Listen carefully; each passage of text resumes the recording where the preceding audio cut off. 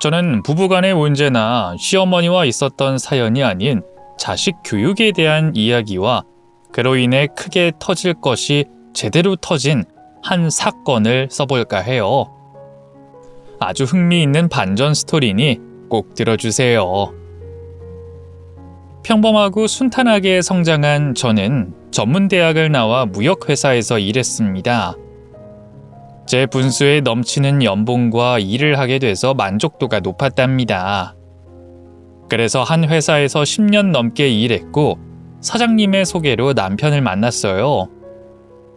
제가 나이 40이 다 되도록 싱글인 게 안쓰러웠는지 회사 사장님이 보증할 만한 사람이 있다며 자리를 마련해 주셨습니다. 그렇게 남편을 처음 만나게 됐는데 평범한 직장인의 외모는 준수했고 성격은 아주 좋았습니다. 제가 과묵한 남자를 좋아하는데 그이는 필요한 말만 하고 쓸데없는 소리는 입 밖으로 꺼내지 않았습니다. 그래도 둘이 꽁냥꽁냥 연애할 때는 귀여운 수다를 떨기도 했네요. 그이와 저는 둘 다 40대 초반이고 연애를 더 길게 할 필요를 느끼지 못해서 1년 만에 결혼을 결정했어요. 서로에게 평생의 동반자가 될 거라는 걸 느낄 수 있어서 의심하지 않고 결혼식을 올리게 됐습니다. 시부모님은 시골에서 농사를 짓는 분들이어서 1년에 2번 정도 찾아뵙는 게 전부였어요. 시댁이 멀수록 좋다는 말을 어디선가 들었는데 틀린 말은 아닌 것 같았습니다. 그런데 다른 시댁 식구가 저희 부부와 가까운 곳에 살았어요. 바로 시동생과 동서였는데 저희보다 결혼을 5년 빨리 했고 벌써 2돌이 지난 조카애가 있었습니다. 저희 부부는 조카애의 애교를 보며 아이를 낳고 싶긴 했는데 남편이 목표하는 게 있어서 조금 미루기로 했어요. 그이가 회사를 퇴직하고 사업을 꼭 해보고 싶다고 해서 제가 동의한 상태였습니다.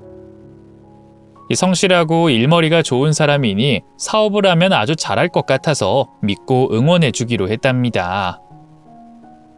결혼한 지 넉 달 만에 사업을 시작한 남편은 생각보다 일이 풀리지 않은 모양이었어요. 매일 밤늦게 들어와서 잠을 설쳤습니다. 저는 걱정이 되어 그이에게 어떻게 돌아가고 있는지, 많이 힘든지 물어봤습니다. 화를 내거나 짜증 부리지 않기로 하고 조심스럽게 말했답니다. 여보, 일이 힘들어?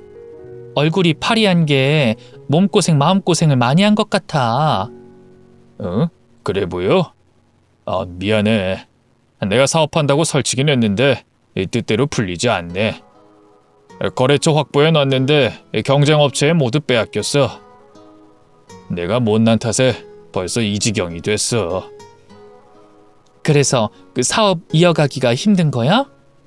그럼 내가 좀 도와줄까? 자금이 필요하면 보태줄 테니까 계속 힘내서 해봐. 난 당신을 믿어. 당신 진심이야? 아니, 당신이 고생해서 모은 돈을 내가 써도 돼? 이 남자가 꼭 남처럼 말하네. 우리 부부야. 부부는 일심동체인 거 몰랐어? 아니, 알지. 그래, 그럼 당신이 날 좀 도와주라. 어떻게 해서든 사업 성공시켜 볼게. 그래, 해보고 싶은 걸 해봐야 나중에 후회가 없지. 돈이야 언제든 벌 수 있는 거니까 기운 내. 저는 그이에게 사업자금 3천만 원을 보태주면서 조금 더 힘을 내보라고 응원해줬어요. 하지만 이 사업이라는 게 하루아침에 성공하는 게 아니어서 그런지 1년 내내 남편은 수입이 거의 없었어요. 완전 손해본 건 아니지만 매달 나오는 매출은 직원들 월급과 세금, 생활비만 쓰면 남는 게 없었습니다. 그래도 저는 남편에게 포기하지 말라고 일렀어요.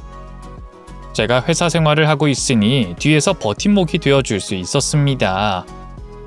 그런데 저희 부부에게 계획을 미뤘던 임신이 찾아오게 되면서 모든 상황이 달라졌어요. 물론 임신한 건 축복할 일이긴 한데 현실적으로 남편이 사업을 이어가는 건 좀 무리가 있어 보여 대화를 나눠봤습니다. 그이는 자기 꿈 때문에 아이를 굶기고 싶지 않다면서 사업을 과감하게 접어버리고 다른 직업을 찾기로 했답니다. 경력직으로 이력서를 여기저기 많이 넣은 남편은 곧 연락이 올 거라고 생각했는데 아무도 전화를 주지 않더라고요. 과장 출신 남편을 뽑느니 신입사원을 뽑는 게 회사 쪽에서는 훨씬 이익이었으니까요. 그래서 남편은 임시로 알바를 하러 다녔어요. 택배 상하차 일이나 공사장 잡부로 돈을 벌러 다녔죠. 그런 남편을 옆에서 보고 있자니 마음이 짠하기도 했고 도와주고 싶었어요. 그래서 오랜 고민 끝에 제가 회사에서 퇴직하기로 결정했습니다. 십수년을 다녔기 때문에 퇴직금이 꽤 많아서 그걸로 남편과 함께 장사를 해보자고 했어요. 물론 장사가 쉬운 일은 아니지만 여러 가지 상황을 따져보니 남편과 같이 일해보는 게 좋을 것 같았습니다.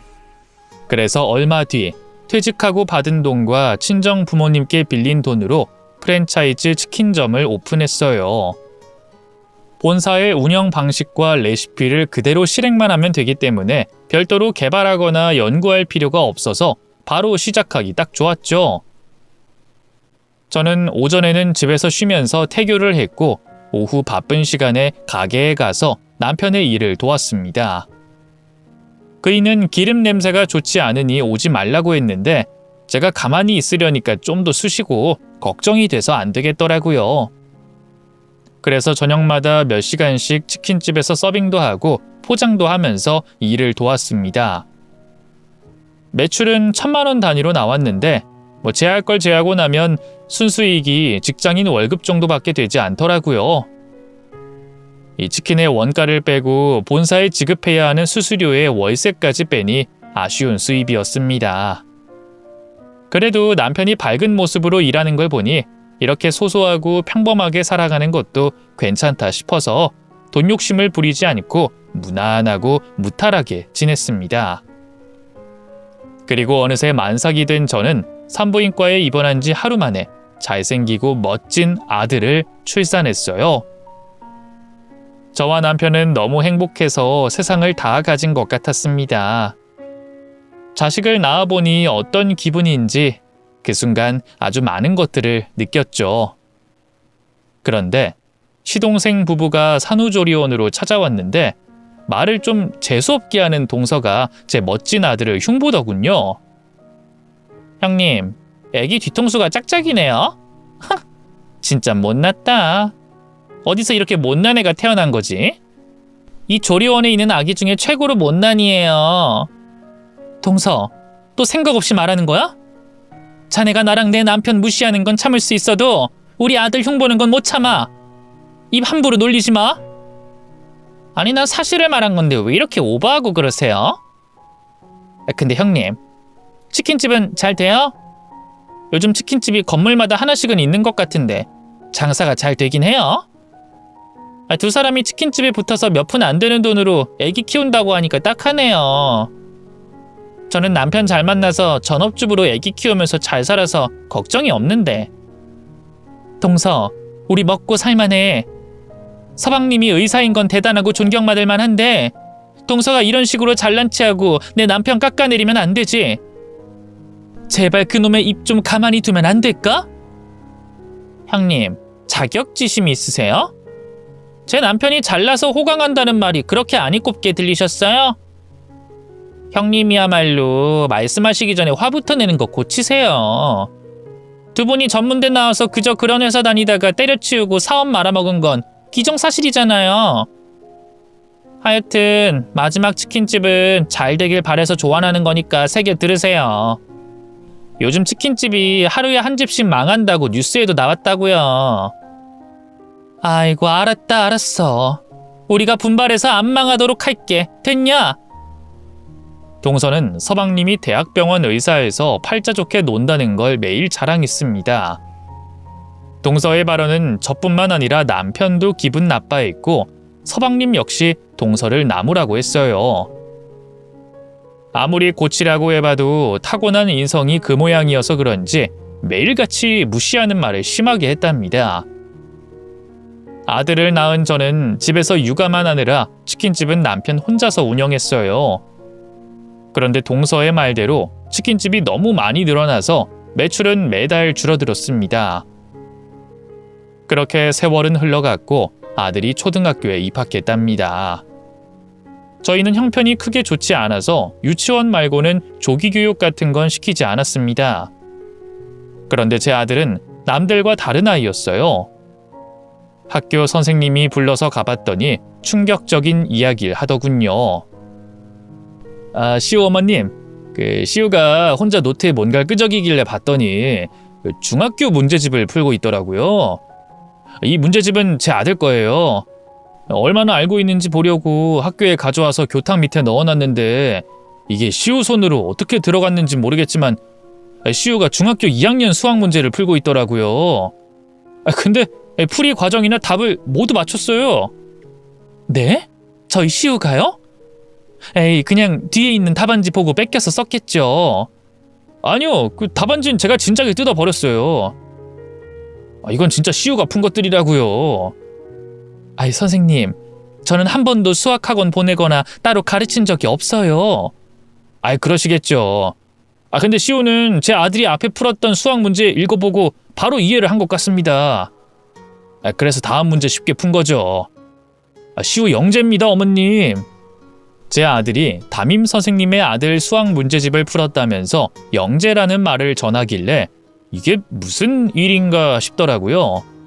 아들을 키우면서 한 번도 특별하다고 생각한 적이 없었는데 대단한 아이라고 추켜 세워주니 몸둘 바를 모르겠더라고요. 선생님은 이런저런 이야기를 하다가 저에게 영재 테스트를 받게 하고 학업을 빨리 마치고 대학을 보내는 게 어떻겠냐고 말씀하셨습니다. 요즘 영재들은 어린 나이에 대학을 가서 많은 것을 연구하는 인재로 살아간다고 덧붙였어요. 저는 선생님의 말을 남편에게 그대로 전해줬는데 그이는 고개를 갸웃거릴 뿐 놀란 기색이 전혀 보이지 않았습니다. 여보, 우리 시우가 영재인 것 같대. 우리 테스트 받으러 가볼까? 영재? 여보, 시우는 그냥 수학을 남들보다 빨리 익힌 거야. 요즘 똑똑한 애들은 다들 빠르게 중학교 책 공부하고 그런다더라. 괜히 넘겨짚지 말고 그냥 애답게 놀면서 크게 하자. 그런가? 그럼 시우한테 직접 물어보고 결정하는 건 어때? 테스트 받아보자고 말이야. 테스트만? 그 정도는 할 수 있지. 대신 영재라고 해도 괜히 후다닥 학교 졸업시키고 부담 줘서는 안 돼. 알겠지? 그래. 나도 시우가 행복하게 자라길 바래. 힘들게 하고 싶은 생각 없다고. 그래서 저희 부부는 아들을 데리고 영재 테스트를 받아봤어요. IQ와 여러 문제를 풀었는데 한치의 망설임도 없이 빠르게 문제를 풀더라고요. 이윽고 시험지를 확인한 선생님은 저희 부부에게 시우는 분명한 영재라고 전했답니다. 테스트한 선생님이 몇 년 만에 보는 천재인지 모르겠다며 호들갑을 떨기도 했어요. 시우는 진짜 천재예요. 이런 아이는 우리나라의 보배가 될 위인입니다. 어머님, 아버님, 얼른 학교 조기 졸업시키시고 수준 높은 공부 시키세요. 네? 그 정도로 뛰어난가요? 이거 참 고민되네요. 그러자 남편은 고개를 가로저었습니다. 아무리 영재고 천재라고 해도 8살 아들에게 공부로 부담 주는 게 싫다면서 놀이터에서 친구들과 놀면서 크게 해주자고 하더군요. 저는 생각이 반반이어서 시우와 둘이 있을 때 물어봤습니다. 많은 걸 배울 수 있는 누나 형들이 있는 학교에 가고 싶은지 말이에요. 시우야, 엄마가 하는 말 부담 갖지 말고 네 생각을 대답해줘. 시우, 너 공부가 재밌니? 더 어려운 걸 배우러 형 누나들이 있는 학교에 가는 걸 어떻게 생각해? 형 누나들이랑 공부를 해? 에이, 싫어. 난 우리 반 친구들이 제일 좋아. 엄마, 나 전학 보내려는 거야? 아니야, 그냥 해본 말이었어. 어린 아들의 대답을 듣자 제가 괜한 짓을 한 것 같아 자책감이 들었습니다. 말로는 아들을 평범하게 키운다고 했는데 제 속마음은 아니었던 거죠. 똑똑한 머리로 크게 성공하길 바랬던 겁니다. 그래서 반성하고 깊이 뉘우쳤습니다. 그러던 어느 날 조카의 생일날 시동생 집으로 놀러 갔어요. 아들까지 데리고 가서 선물도 주고 케이크도 먹고 좋은 시간을 보내고 있었죠. 그런데 조카애는 공부 삼매경에 빠져 있었는지 밥상 앞에서 문제집을 풀고 있더군요. 시경아, 문제집 그만 풀고 시우랑 좀 놀아줘. 오랜만에 사촌형 만난다고 들떠서 왔는데 네가 공부만 하고 있으니까 시우가 서운해하잖아. 그랬더니 동서가 조카애 대신 대답하더군요. 형님, 그냥 내버려 두세요. 제가 이렇게 만들려고 얼마나 고생한 줄 아세요? 공부가 재밌을 때까지 손에서 책을 놓지 않게 교육했다고요. 이제는 시경이도 적응해서 공부가 재밌다고 합니다. 지금 푸는 문제집이 중학교 2학년 수준이에요. 제 아들이 얼마나 똑똑한지 채점해보면 만점이라니까요, 만점. 저는 별로 대단해 보이지도 않았고 조카가 밥상머리에서 공부하는 게 마음에 들지 않았지만 동서가 듣고 싶어하는 대답을 꺼냈습니다. 이야, 대단하네. 우리 시경이 나중에 큰 인물 되겠어. 동서는 좋겠다. 당연하죠. 제 아들은 과학자가 될 겁니다. 나중에 노벨상도 받는 위인으로 인정받을 거라고요. 저와 동서가 이야기를 주고받는 사이에 제 아들이 조카애가 푸는 문제집에 관심이 갔는지 연필을 하나 들어 빈 종이에 문제풀이를 했습니다. 그리고 아들이 조카에게 보여주며 말했어요. 형, 그 문제 잘못 풀었어. 내가 푼 거 이게 정답이야. 봐봐. 그랬더니 동서가 제 아들의 머리를 주먹으로 쥐어박더군요. 야, 네가 뭘 안다고 내 아들한테 훈수를 둬? 어린 놈의 자식이 어디서 주제넘게 형 문제집을 대신 풀고 난리야? 동서, 지금 뭐 하는 짓이야? 자네가 뭔데 내 아들 머리를 쥐어박아? 그럼 가만히 둬요? 멍청한 놈이 형 공부하는데 헛짓거리하는데 열 안 받겠어요? 자넨 자네 아들만 귀해? 그리고 내 아들이 푼 게 정답 맞잖아. 여기 해설집 봐봐. 동서, 내가 잘난치 하는 것 같아 말하지 않았는데 내 아들은 천재야. 테스트 받고 천재라고 했다고. 형님, 허세가 심하시네. 형님이랑 아주버님 머리가 전문대 수준인데 어떻게 천재가 나오겠어요? 형님, 문제 하나 풀었다고 해서 다 천재가 아니랍니다. 그냥 우연일 뿐이라고요. 지금 그게 중요한 것 같지 않네. 당장 내 아들한테 사과해. 싫은데요. 버릇없는 녀석 혼이 나면서 커야 한다고요. 시오 얘는 뒤통수가 짝짝이라서 그런지 약간 별종 같아요. 얘 학교에서 왕따는 안 당하나요? 야! 너 지금 말 다 했어? 이게 어디서 막말이야? 혼나고 싶어? 역시 무식한 사람들이랑은 이래서 어울리면 안 되나 보네. 남편 식구라서 어쩔 수 없이 왕래하고 지냈는데 괜히 놀아준 것 같아. 이봐요 형님, 무식한 소리 그만하시고 나가세요. 내 아들 생일날 언성 높이고 방해하려거든 꺼지란 말이에요. 그 순간 저는 눈이 뒤집히고 말았습니다. 사과할 생각도 없는 동서에게 제 아들이 맞은 꿀밤을 돌려줬습니다. 주먹으로 세게 동서의 머리를 내려쳤더니 동서의 눈깔도 뒤집혔습니다. 이 무식한 년이 뭐 하는 거야? 내가 형님이라고 대우해주니까 내가 등신으로 보였냐? 이 천박한 년, 너 오늘 애들 앞에서 망신 한번 당해봐라. 누가 할 소리? 너같이 오만방자한 년은 내가 답이야. 내 아들 건든 죄로 오늘 나한테 퇴직에 맞을 줄 알아. 저와 동서는 동시에 머리채를 잡았고 따귀와 발차기를 주고받으며 개싸움을 시작했습니다. 남편과 시동생은 저희 둘을 말리는 걸 포기하고 아들과 조카를 먼저 방으로 들여보냈어요. 그 사이 저희 두 여자는 만신창이가 되도록 치고받았습니다. 남편 형제가 억지로 말리면서 싸움이 끝났는데 저는 한 대라도 더 패주고 싶어서 손을 마구잡이로 뻗었어요.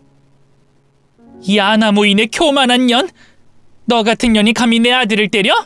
이 씹어먹을 못된 년아! 아이고, 어차피 뒤통수가 짝짝이어서 한 대 맞아도 별 이상 없을 것 같던데? 왜 이렇게 지랄이지? 야, 니년 아들은 전문대 나온 유전자 받아서 끽해봐야 지방에 있는 듣보잡 대학에 들어갈 거야. 내 아들은 엘리트 코스 밟고 훌륭한 과학자가 될 거고, 내 아들보다 문제 못 푸는데 엘리트? 이봐 동서, 네 아들은 서방님 머리가 아닌 니년 머리 닮았다고. 학교에서 나머지 공부만 안 해도 천만다행인 줄 알라고 이 괴팍한 년아. 저와 동서는 그렇게 넘지 말아야 할 선을 크게 넘었고 쌍욕까지 하면서 등을 지게 됐습니다. 남편은 제가 한 짓을 나무라진 않았어요. 저희 아들이 머리를 맞고 제가 무시를 당했으니 잘했다고 하더라고요. 그리고 앞으로는 동서와 만나지 말라고 일러줬습니다. 그이는 시동생과 둘이 가끔 만나서 안부만 전하는 사이로 지내겠다고 했어요. 그래서 동서와 조카애를 보지 않고 지냈습니다. 저는 아들만 바라보고 사는 엄마이자 남편의 치킨집 일을 도와가며 열심히 살았어요. 세월이 흘러 아들이 초등학교 졸업할 시기가 왔습니다. 아들은 저희 부부에게 할 말이 있다면서 두 손을 모으고 진지하게 말하더군요. 엄마 아빠, 저 과학자가 되고 싶어요. 중학교 입학하지 않고 시험으로 끝내고 과학고에 들어가고 싶어요. 뭐? 과학자? 시우야, 넌 평범하게 학창시절 보내고 싶다 했었잖아. 마음이 바뀐 거야? 네. 학교 공부는 저한테 너무 쉽고 중학교 책도 몰래 공부했는데 쉽기만 했어요. 시간 아껴서 17살에 과학고 나와 대학 가고 싶어요. 아들이 이렇게 진지하게 말하니 저와 남편은 고민을 하지 않을 수가 없었습니다. 시우 본인도 영재인 걸 알고 있었고 더 빨리 교육을 받고 싶다 하니 허락해 주기로 했답니다. 저희 부부가 후회하지 않겠냐고 물었더니 아들은 초등학교 때 실컷 놀았으니 이제부터는 공부를 제대로 배워보고 싶다고 대답했어요. 그래서 검정고시로 중등교육을 빠르게 마치고 과학고 시험을 치렀어요. 그리고 만점을 받고 수석으로 입학하게 됐습니다. 아들 뒷바라지를 못해줄까봐 걱정이었는데 스스로 장학금까지 받아가며 과학고에 입학하자 그저 고맙고 자랑스럽기만 했답니다. 얼마 뒤 학교 입학식 날이 와서 아들을 데리고 학교에 갔어요. 강당에 모인 학생들과 학부모들이 교장 선생님의 말씀을 듣고 있었죠. 그런데 제 남편이 누군가를 발견하더니 악수를 하고 포옹하더군요. 바로 시동생이었습니다. 그 옆에는 동서가 서 있었습니다. 조카애도 과학고에 입학한 거였어요. 서로 소통을 안 하고 지내다 보니 이렇게 놀라면서 재회하게 됐죠. 저는 동서에게 먼저 손을 내밀며 악수를 청했습니다. 동서, 오랜만이야. 그리고 축하해. 시경이가 과학고에 합격한 거. 악수는 됐어요. 근데 시우가 왜 과학고에 벌써 왔죠? 중학교 갈 나이인데 무슨 백이라도 쓴 거예요? 백? 동서, 우리 형편에 무슨 백을 쓰겠어. 시우가 영재라서 시험 쳐서 합격한 거야. 이야, 군뱅이도 구르는 재주가 있다더니 시우가 하나 해냈네요. 어찌됐든 과학고에 들어왔다니 대단합니다. 그렇지.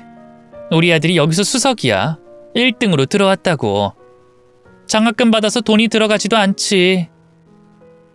동서 말투가 예전과 다르지 않아서 저는 한 방 먹여줄 생각으로 아들 자랑을 좀 했습니다. 그랬더니 동서는 입술을 깨물더니 고개를 휙 돌려버리더군요. 저는 빙그레 웃으며 전방으로 고개를 돌려 아들이 서 있는 곳으로 바라봤습니다.